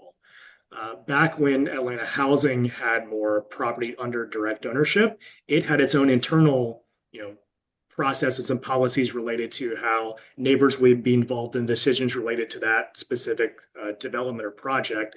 So historically, even though those residents of the housing authorities' properties were able to be included in the NPUs, many of them chose not to or felt it wasn't necessary to, because I can get engaged directly in my neighborhood. And that's the scale that I want to work at. I don't necessarily, not that I don't completely care about the whole city of Atlanta, but I don't have the capacity to do that. Let's make sure that someone from our group is engaged versus everyone feels like they have to, follow stuff through the rest of the process, up the chain, if you will, from your building association or apartment complex to a neighborhood association, to the NPUs, to APAB, and sort of onward. So I think it continues to be a challenge, and I know that the city is interested in doing more engagement with folks, regardless of the housing type that they live in, doing pop-ups and engagement sessions.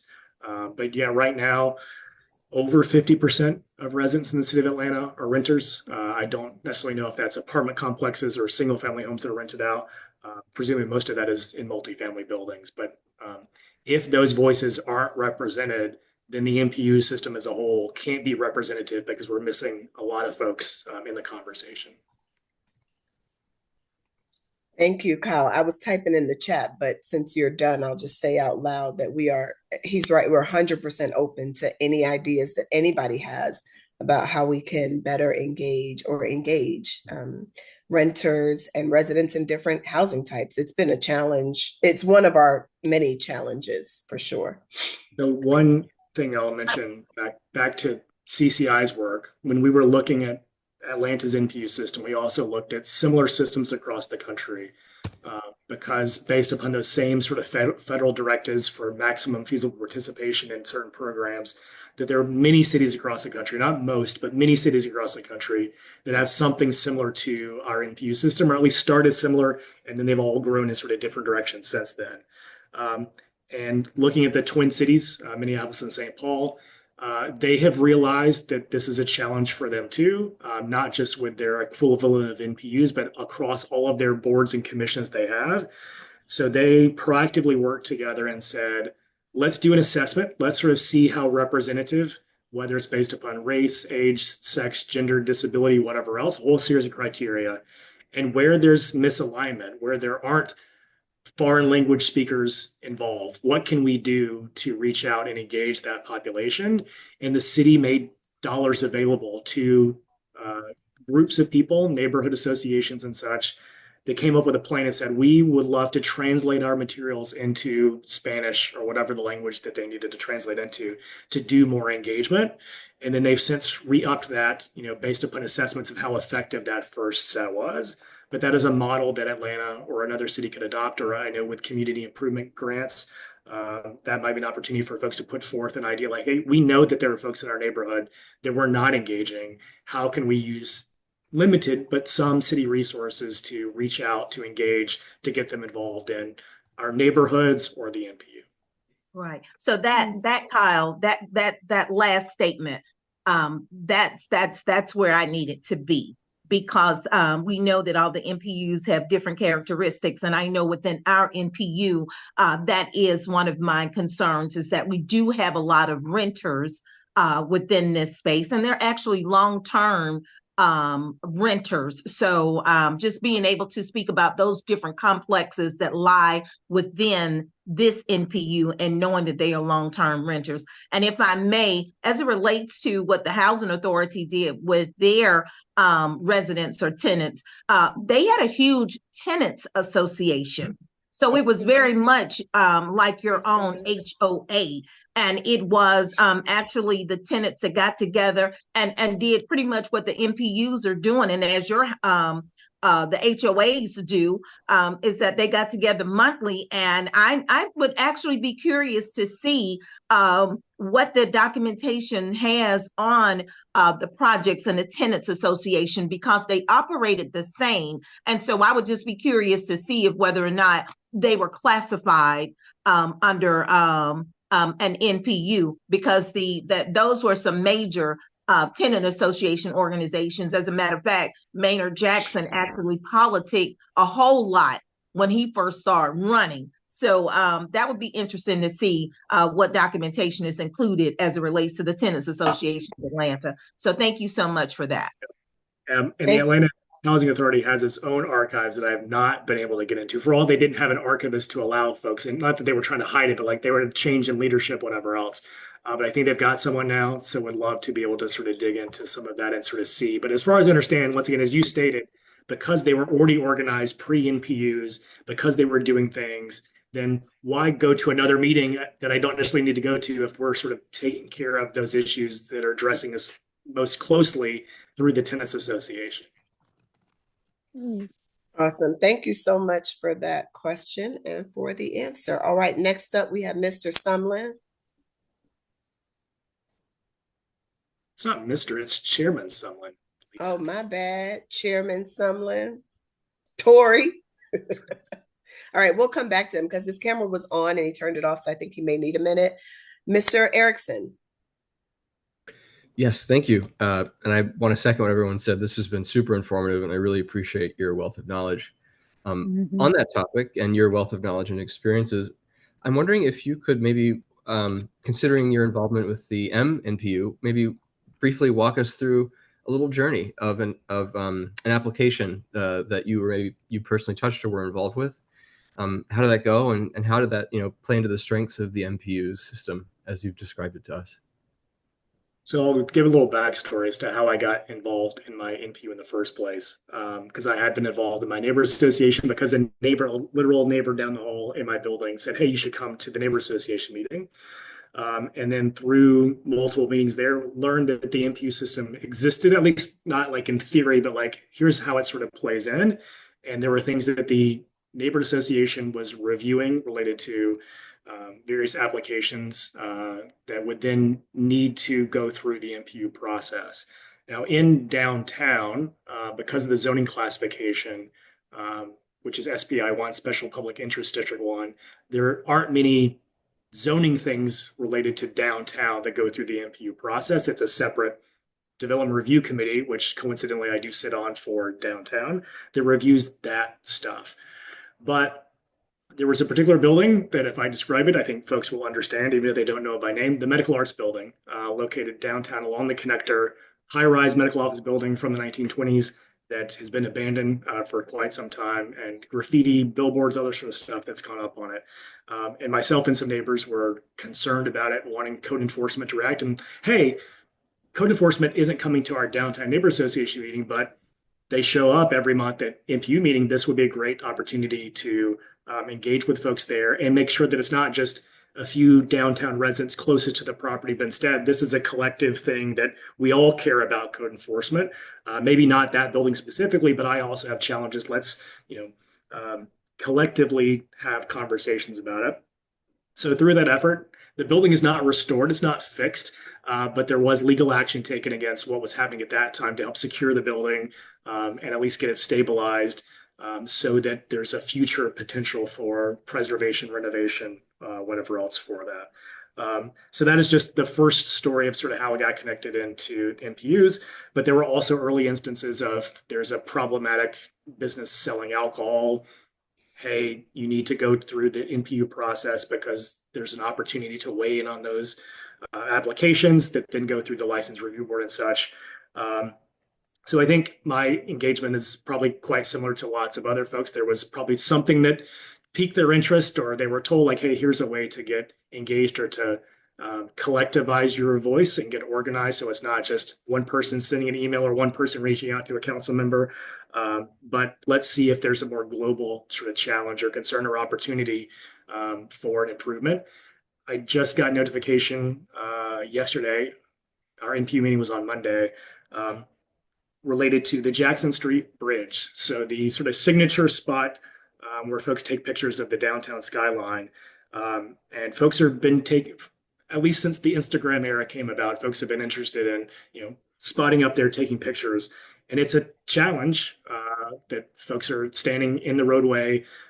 It's not necessarily designed or created for photographers, but the NPU had conversations about it like, hey, what can we do to work with the city to change the striping, to move? I mean, why does a bridge need a turning lane? Doesn't make any sense. Can we shift the turning lane to like widen the sidewalk, maybe provide some seating or some other amenities that we recognize the fact that this is a attractive spot for photographers taking pictures of downtown at sunset. So we just found out yesterday that that project is finally moving forward again. It was delayed during COVID, some other sort of challenges and such. But that's another thing. Hopefully it's more positive, not trying to stop something, but the NPU trying to proactively say, hey, here's how we can see some improvement in our neighborhood that we need the city to be involved in. That one's also challenging because Freedom Parkway underneath it is Georgia Department of Transportation property. So it takes a lot of work, which is why I think Andy Young was like, hey, we know that planning takes a long period of time. What else can these NPUs sort of do in the meantime? But I think at its core, planning is still in the name of NPUs. What can we do to make sure that we're proactively thinking in the future about them and not just trying to say no, no, no to various applications that might be coming through or commenting on the applications, but instead, what can we decide collectively we want to see the neighborhood to be, and how can we help convince the city to help make it happen with us? Thank you. And I take Jackson that bridge often, so now I'll know who to thank when I see the nice sidewalk. That's not a me thing. That was a collective action of the NPU. And some people that have since moved on, like neighborhoods has changed quite a bit. The old Fourth Ward has changed quite a bit. So there are folks that because of job changes or because of COVID or because of family circumstance, whatever else, are no longer with NPUM. But yes, the fruition of that project, it'll be great, I think, to see it finally constructed. Kyle, I got to tell you, I remember when there was a plan to do a parklet on Jackson Street. And I actually thought I don't remember the details, but from what I saw, I thought that plan was in motion. And I went over there myself. I had a guest in town visiting Atlanta, and I took them over there to take pictures maybe 6 to 8 months ago. And I was like, what happened to the parklet? Like, where'd the parklet go? I thought they had a parklet. So I'm excited to hear that this is now in motion. I definitely thought it was already done, but I'm glad. But to your point, and to the point of all those that came before us, planning is slow, honey. Listen, it's been a slow motion process. It's been in motion, just a slow motion process. Before my time engaging with NPUs, at least directly, another sort of key thing that has taken years to develop.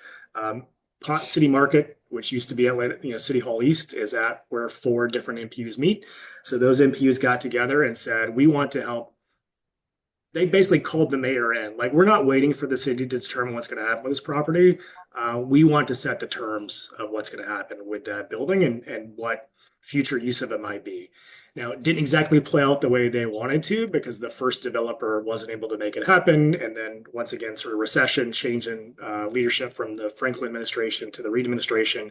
But the NPUs knew it was important, wanted to help sort of guide that process. This was also as the Beltline was being envisioned and starting to sort of work. So once again, Ponce Market continues to grow and evolve. The Beltline is still a work in progress. All the even the trail's not completed yet.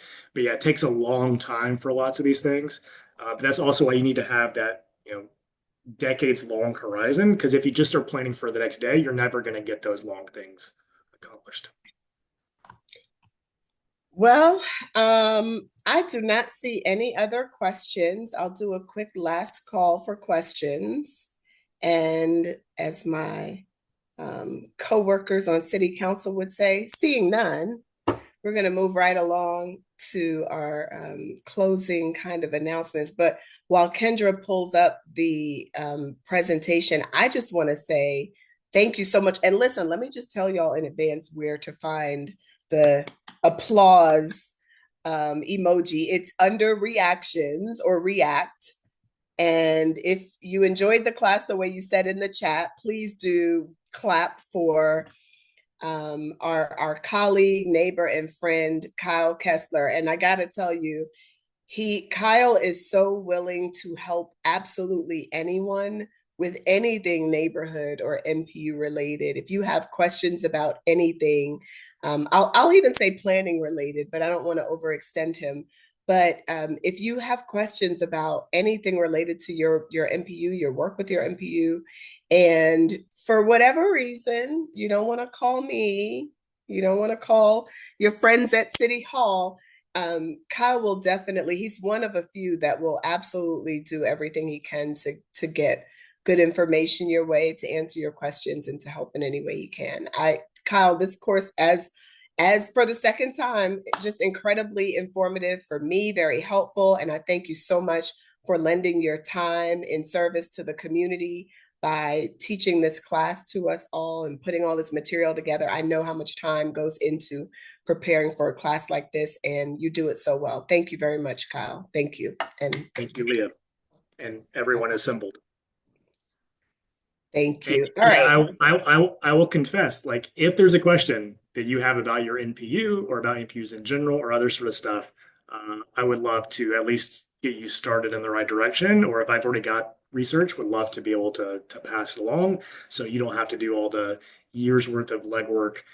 If you want to go to the archives, would also love to maybe schedule some time with you. I know some of them have some trainings about how to use their resources, but if not, would love to be able to share finding legislative history or some of the old maps and documents. As stated, I have not had a chance yet to go through the Atlanta Housing Authority's archives, but would love to sort of see what's there. But yeah, there's lots of resources, not all digitized. In some cases, you still need to go to physical locations and not get your hands dirty because you need clean hands and white gloves sometimes to look at the stuff.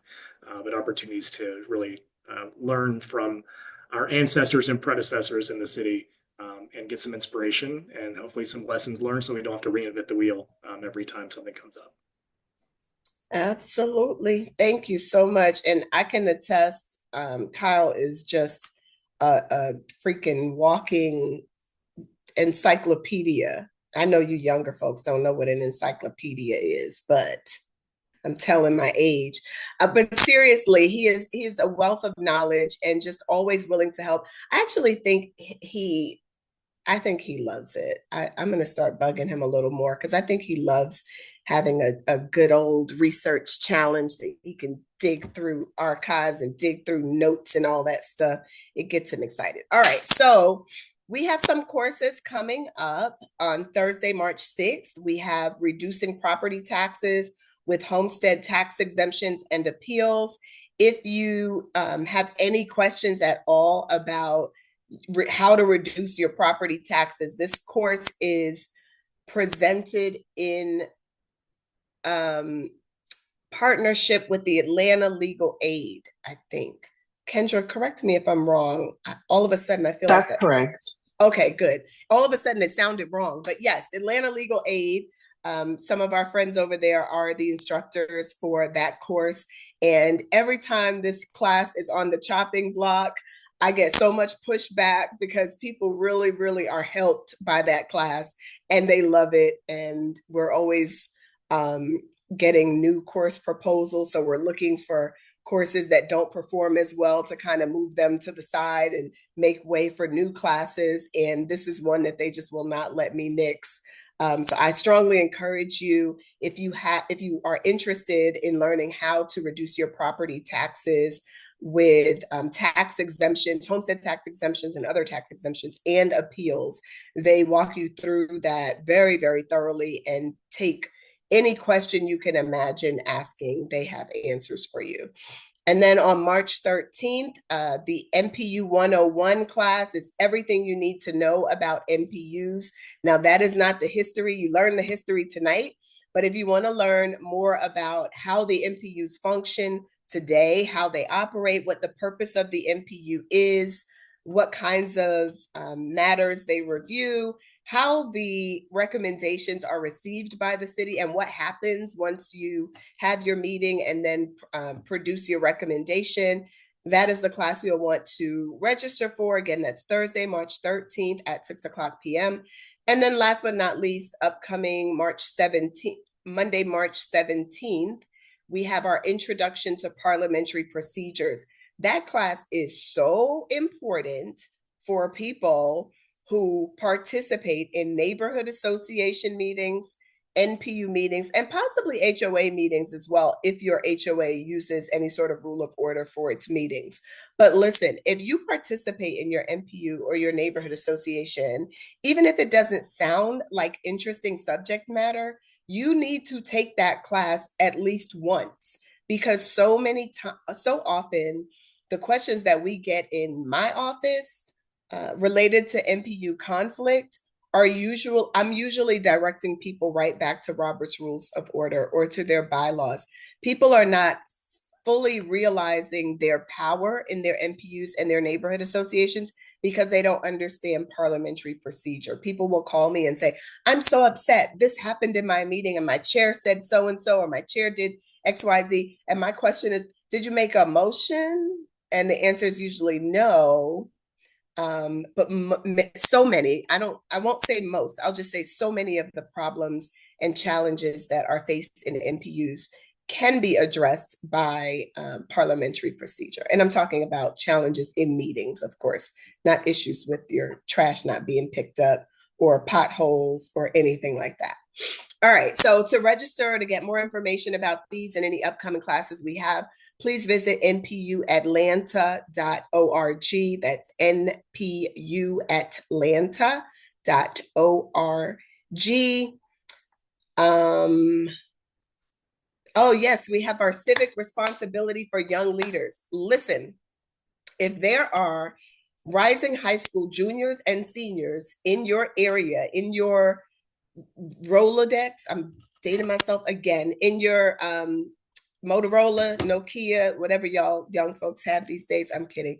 If you have if you have rising high school juniors or seniors in your neighborhood association, in your NPU, if you work at a APS school and you've got rising high school juniors or seniors that you think would be a good fit for this program, this is an excellent, excellent program. It is one of our highest rated programs. We do surveys for all of our classes, and everybody loves this class. We have limited space. We only accept 25 students every year. It is a week-long course at City Hall. We take the young folks, 25 of them, for a whole week, Monday through Friday, from 9 a.m. to 4 p.m. And they get, y'all know, APS students are required to have, I think, 75 community service hours. I can't remember how many hours, but it's quite a bit. We give them 35 of those hours for participating in this program. And, okay, Kennedy, I see you. I love it. And they get this year a $525 stipend. Last year was the first year we offered a stipend. I think it was what is it, Kendra? $450. $450 last year. That was our first time offering a stipend. The year before, there was no stipend. Last year was $450. This year they are getting $525. It is a competitive program. We only accept 25. We got off to a slow start. The first year it was not that competitive, but since then we get inquiries all year long about this program, and certainly lots of young people that want to participate. So if you know of any civic-minded young people, please do send them our way. We'd love to have them in our program. They do a lot of fun stuff. I could go on and on about this program, but it's great. Let me just say this, because this is my favorite part of the program. They spend the whole week with us learning how city government works. They tour the mayor's office, they tour city council, they meet council members, they have influencers that come in every morning and speak to them and give them a little morning inspiration. They shadow city leaders, so they're assigned to different departments based on their interests, and they get to shadow city leaders for a couple of hours. But the most important, the most exciting part to me is at the beginning of the week, on day one, we ask them to identify problems in their community. They spend the rest of the week writing, researching, of course, and then writing legislation to solve the problem that they identified. And then on Friday, which is the highlight of the week, and it is open to the public, they have a mock city council meeting in the Atlanta Council chamber where they act as council members, as concerned members of the public, as city staff, and they act out this whole council meeting. They introduce their legislation that they wrote themselves. They debate their legislation. They sometimes argue over their legislation, and then they vote on it. And it is a great experience for them. They always come out of it understanding a lot more. This year, I think we're probably going to make them, require them to go to an APS board meeting and speak during public comment, because we do prep them for public comment as well. But I'd love for them to actually act that out. Whether at APS or at City Hall somewhere, or Fulton County or DeKalb County or something like that. But anyway, that's the program. It's really exciting. I think that's it for me. Is it, Kendra? Is there anything else on here that? No. Okay. So the last thing I want to tell you, please follow us and please take the survey. Kendra's going to drop the link one more time in the chat. If you will, please take the survey tonight. I would greatly appreciate it. Again, it'll only take you about 2 or 3 minutes or so. Please follow us on social media if you do not already. We can be found on Facebook, TikTok, and Instagram at NPU Atlanta. Please do follow us for updates on all of our stuff, our programs and whatnot. And then lastly, I think I saw Mr. Sumlin come back in. Mr. Sumlin, I know you had a question. If you still want to ask your question, Mr. Kessler is still here and happy to take it. Thank you. My phone died, and so I had to struggle. Oh my goodness. But that was some very valuable information. Just to be very quick, to be very respectful of people's time, as I always say. Kyle, thank you very much. I was very excited when you introduced Kyle, because I actually had a chance to chat with him a couple of weeks ago and meet him. So I was very excited to know that he was going to be our presenter. I actually had a smile on my face when I heard his name. So thank you, Kyle. And I'll ask my 2 questions. First question may be directed to Leah. Leah, is there a requirement anywhere that you're aware of for apartment complexes to maintain some type of contact information for them? You know, like they're registering their business, they they're on the city, you can find them, but to actually be able to reach out. I've got a couple of apartment complexes, one namely, residents have reached out to me and say nobody's ever in the leasing office. It's hard for them to put in requests. They drop off their rent, stuff like that. And so I've been kind of trying to figure out, is there a requirement somewhere that you're aware of that they must keep some type of information available on their property, or some type of contact? So the first thing I will say is that I didn't volunteer to take questions. Kyle did. I'm just kidding.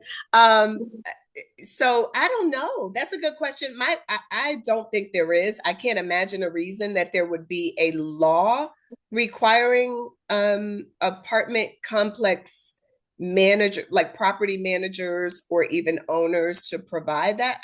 I do believe it has to be in the lease, though. I'm pretty certain that the lease agreement has to include contact information, but I'm not aware of any law. I can find out, though. I'll definitely ask at City Hall and get I back to didn't you know on if there that. was some type of ordinance that said businesses have to maintain some type of, something in the database. The second question is for Kyle. Kyle, when you talked about getting involved as we are approaching the budget season, what is the best way to have a clear voice in that conversation? So, overall, with the city's process, right now, departments are pulling together their sort of proposed programs and improvements, whatever else. And then it won't be until either March or April that the city council will put forth their priorities. But I would encourage you, either if your NPU hasn't met yet in February, there's not much time left, or in March, at least have a conversation and say, hey, the budget process is starting. What do we want to see? Whether that's improvement in services or a specific sort of project. And Leah or I think other folks on the call will be able to sort of help as to maybe where best to direct it. But also knowing that the council will be putting forth their own priorities. Hopefully those council member priorities are reflective of constituents' priorities, that they shouldn't be doing that sort of on their own accord. So reach out to your district council member, reach out to the at-large council members, but also if you want to look at the city's website and see the committee structure, and if you've got an idea related to transportation or parks and recreation or public safety, direct it to that committee, because much of that work that the council does is sort of organized based upon the various city council committees. And then no later than the 1st of May, the mayor has to present his budget proposal.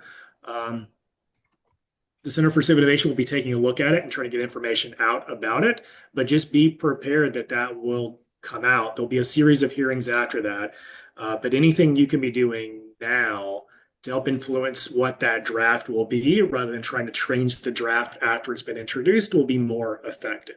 So I would say have a conversation with your neighborhood, have a conversation with you, speak to your council members. If you're curious about what this past year's budget or this current budget looks like, shameless promo, go to atlbudget.org, atlbudget.org, where CCI has tried to provide more information about the budget than it is in the budget document itself, links to videos, some charts and easy sort of reference tools to sort of look at.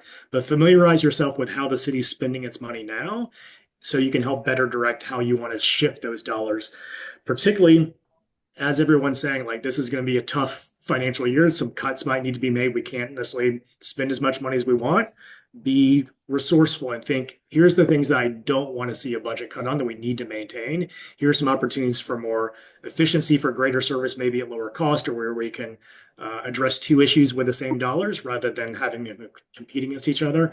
But yeah, look at atlbudget.org, have a conversation with your neighborhood, your NPU, be prepared for the council members' priorities and try to influence those as much as possible. And then as soon as the budget drops, let's dig into it, let's read it, let's make sure we understand it. And in the month of May and June, before it's adopted, how can we shift those dollars? Thank you, Kyle. The only thing I would add to that, I think Kyle's response was probably at a 7th grade level. I would add at like a 2nd grade level, for those that want it more or want easier access, I guess, to participating in the budget process. I would encourage you at a minimum to attend a committee meeting and speak during public comment. FEC, the Finance Exec Committee, is the committee that has purview over the budget, but every committee has budget interests, every single committee. So if your interest is related to infrastructure, you could absolutely go to the Utilities Committee of City Council and speak during public comment to let the council members on that committee know that you're paying attention and that you care about this issue and that you want to make sure that they are designating funding to this area. It does help to be informed, as Kyle pointed out. I think that the worst thing you could do is ask amiss. But when you are informed and you're armed with information, you've seen the budget proposal or you have seen the current year's budget, it makes it a lot more meaningful, your comments a lot more meaningful. So definitely consider going to city council, to the committee meetings or the full council, and speak during public comment to request that council allocate funding to the areas that you care about. Call your own council member, email your own council member, and make sure that they know where you stand on issues related to the budget.